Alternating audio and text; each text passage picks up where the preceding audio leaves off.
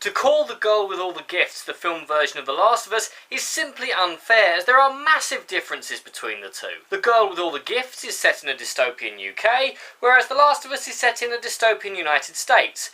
Aside from that, yeah, pretty much. Now, having the foolish idea that a multi-million-pound film should be able to stand on its own, I didn't bother reading the graphic novel that this was based on, and as such I spent much of the first 20 minutes of this film wondering what the hell was going on and how we had gotten to this point. Actually, I'm still wondering now, as this film is pretty much uninterested in filling in the backstory of how we got here, or even fleshing out most of the main cast beyond their name and sole personality trait. It's got quite a few plot holes as well, nothing major, but enough to make me wonder if the Cabin in the Woods guys weren't up to their usual tricks. And I wasn't too sure about the soundtrack either. In my screening at least, it seemed to be slightly too loud, and whilst at times it is undeniably highly effective, they kept replaying one certain song that was set at just the right frequency that set my ears ringing, meaning that I could barely hear the on-the-nose dialogue. Seriously, some black humour every now and then really wouldn't have hurt you guys. And it would have been absolutely lovely if Gemma Arterton's accent could decide exactly what part of the UK it was from. And all together now, it all goes silly in the last 20 minutes.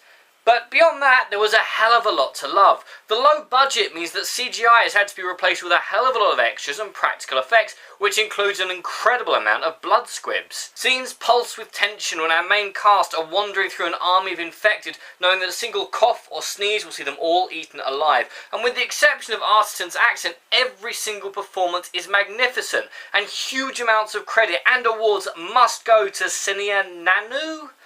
Name on screen, who plays the titular character. Despite being only 12, she turns in a massively subtle and effective performance, going from a child so sickly sweet that I was half convinced that she was made of sugar to a strong, determined young woman. She is clearly a talent to watch. The film is beautifully shot as well, with some incredibly striking images, especially towards the end. With a bit more explanation and maybe a few slight tweaks, this could have been a horror classic. But as it is, you should definitely see this film. If nothing else, it is as close as we're going to get seeing The Last of Us on the big screen.